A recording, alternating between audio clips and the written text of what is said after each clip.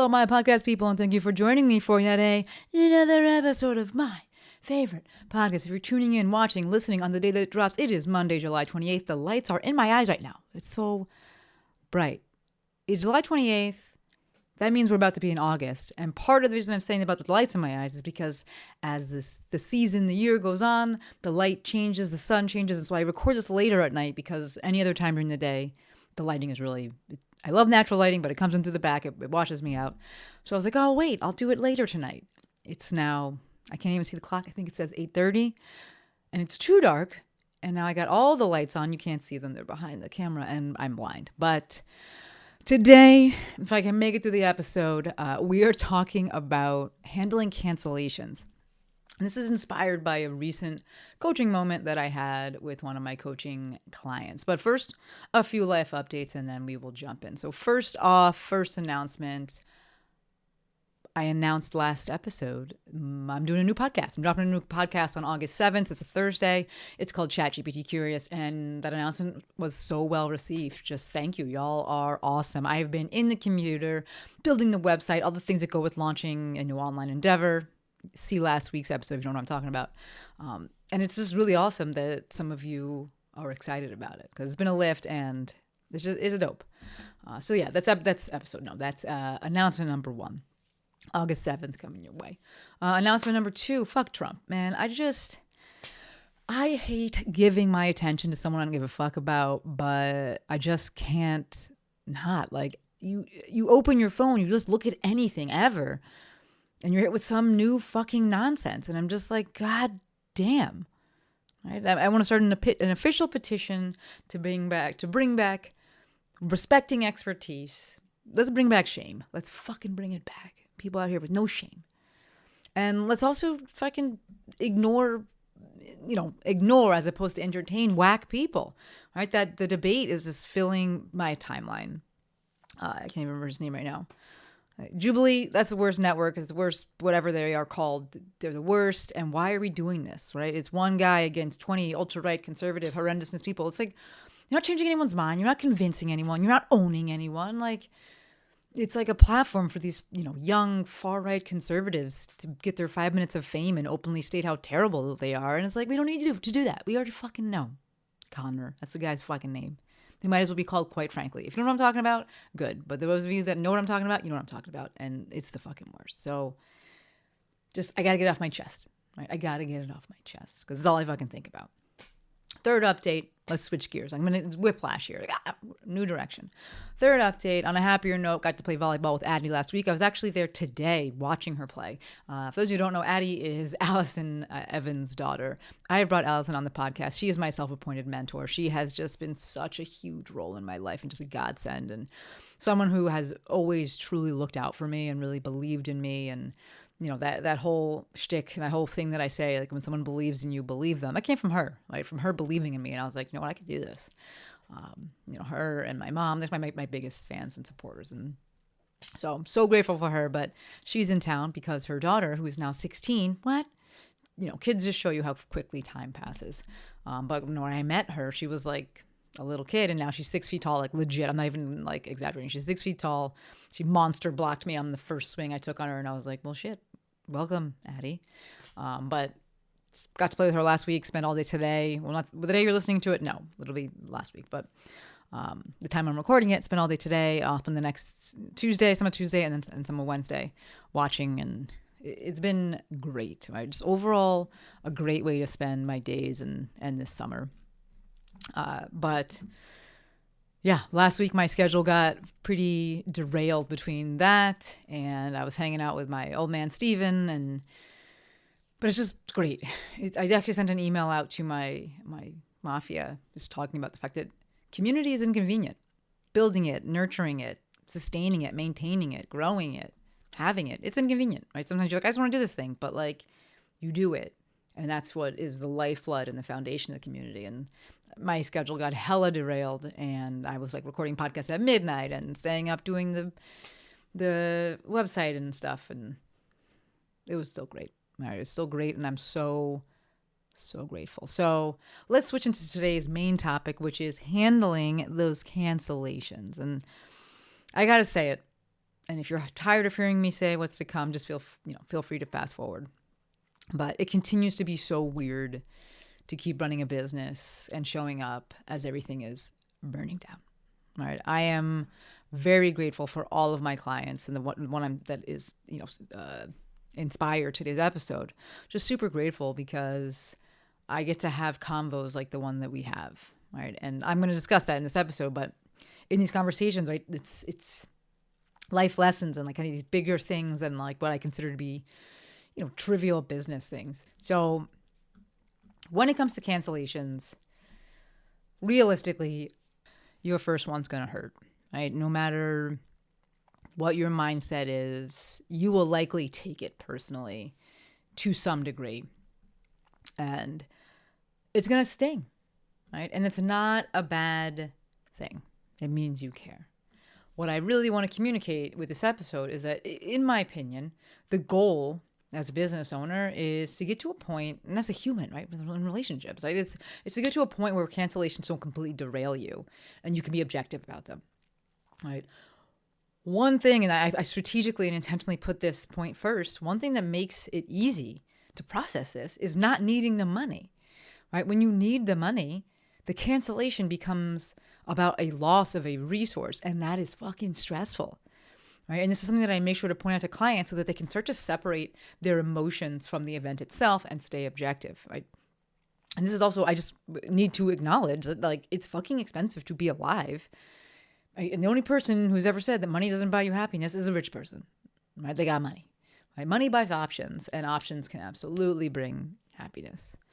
So just want to make that point. Not needing the person financially makes a big difference. How you get there, up to you. I have to put it out there. Right? It is. I think it is important to say first. I think that's usually what gets people is, it's a big part. They started their business and they're trying to make some money with it, and they're like, wow, money's gone. So a second thing that eases the sting of cancellations is time. And I don't mean time as in like, oh, you just need time to get over it. I mean like time across years where you can generate data and evidence that you can get new clients, right? It's not like a fuck you, I don't need you kind of thing when they leave. It's just, again, largely tying into that financial side of things. And, also like being valued, feeling like you're valued to an extent. And we'll go into that. But it's tying into the financial side of things of like, it's okay if this person leaves because there will be somebody else. And this takes time to prove, right? And seasonality is real. And sometimes you'll have more clients and sometimes you'll have less.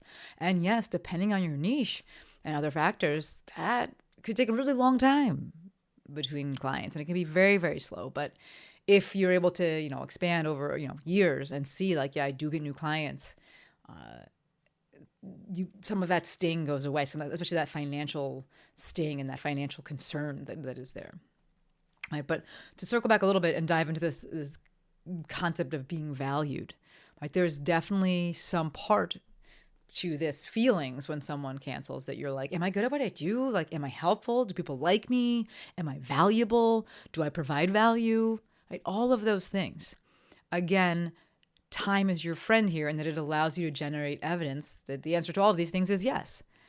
Right? Something interesting that I think is interesting that I discussed with my client is that this self-confidence and this self-belief and this self-trust and this self-knowing is separate from having a wait list. I know that's a very specific example, but that was what came up with the client.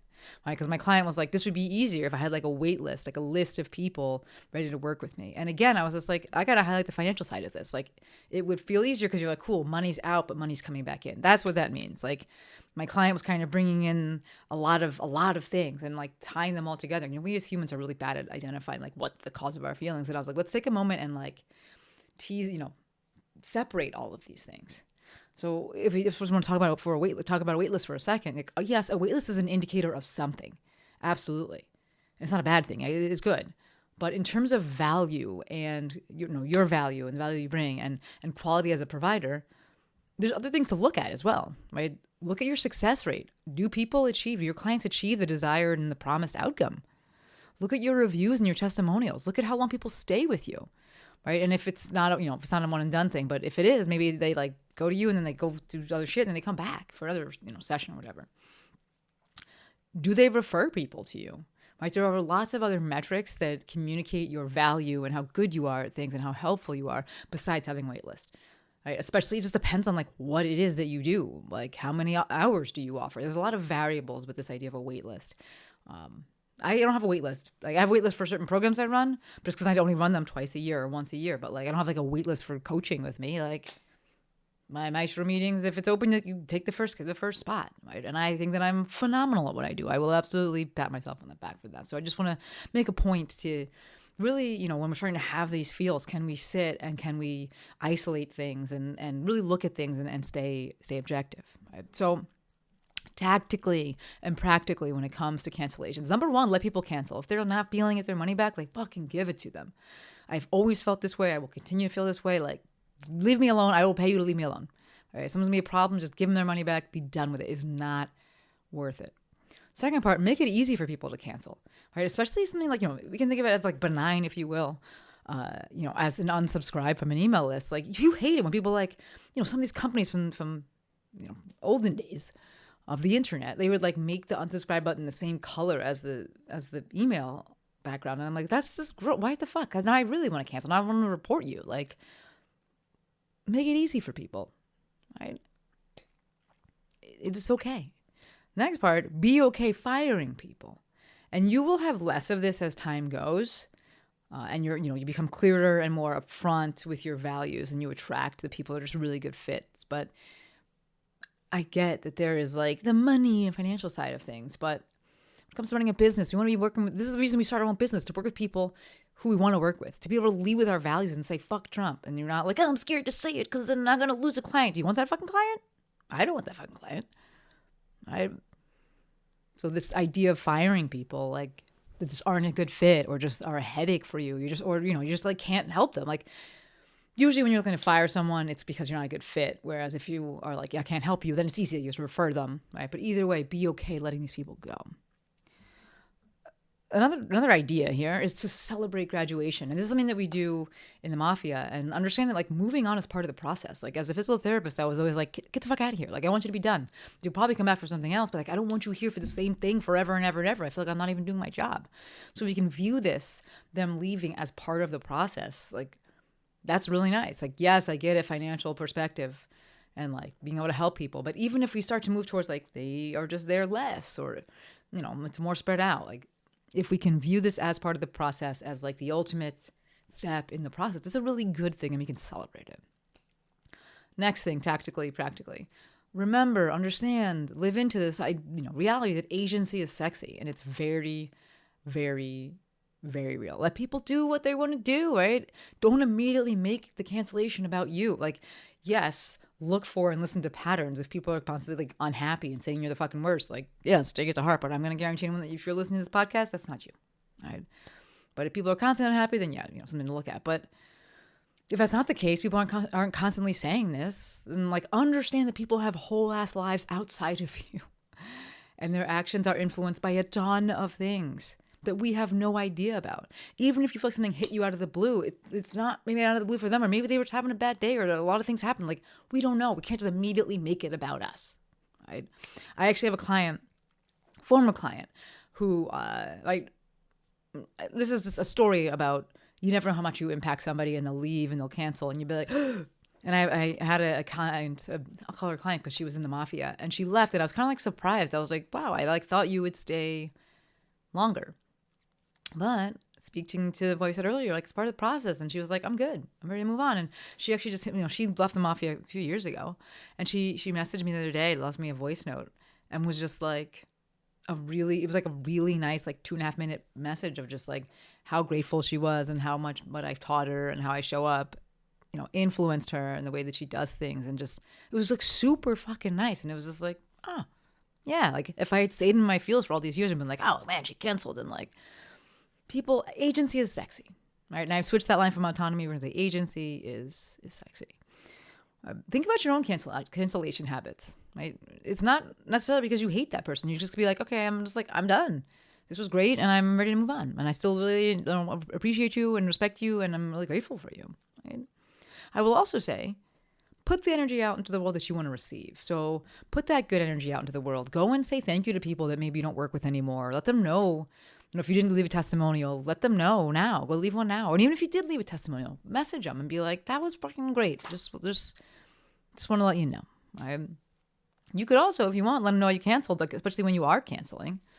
Right? I think that the action item here is that you can, as someone that's running something, you can kind of get ahead of this on your end and just tell people it's okay to cancel at any time. Like with all my coaching and things like that, I don't do like, oh, you got to sign up for 3 months or anything like that. It's month to month, cancel at any time. Maestro meetings are just a single one, but if I'm doing ongoing coaching, it's month to month. If you don't want to come back, okay, that's fine. But I get ahead of this. One, I say that they can cancel at any time, and two, when it comes as it relates to the mafia, they can cancel at any time. But I ask them to say bye. I'm like, you can leave this at any time. Like, this is a resource for you. And when you feel like you're done or you can't afford it, whatever, you ready to move on? You ready to graduate? Cool. I just ask that you say bye. And people do that. When they're going to leave, they go in the mafia and the Facebook group and they say the things and they thank the people and they're like, hey, here's where you can find me. And it's really nice and it just lessens the blow. And it's like, yes, it's like a nice way to know, but it's not about me. Right? Ideally, you get to a point where you're like, I know that it's not, but it's also still nice to hear it. Right? So to wrap it up, cancellations in your business are going to happen, right? They will likely sting in the beginning. And to me, it's not a bad thing. It means you care. I think that the ultimate goal is, if we're going to have a goal, is to get to a place where you can be objective about it and they don't just completely derail you, right? This takes time. This takes generating evidence. This can absolutely take money. Yes. This can take some mindset work. It takes some intentionality, but it is totally, totally possible. All right, going to wrap it up there. Don't forget, next Thursday, August 7th, official launch of the nude podcast. That's almost something like I said, nude. The new podcast will not be nude. The new podcast, ChatGPT Curious. Mark your calendars. I've almost said, hide your kids, hide your wife. Don't hide them, because this is a show for everybody. You can as of right now, check out the trailer, check out the new website if you want to learn more. We will link that. Thank you, Courtney. And yeah, just grateful for every single one of you. Until next time, friends, Maestro out.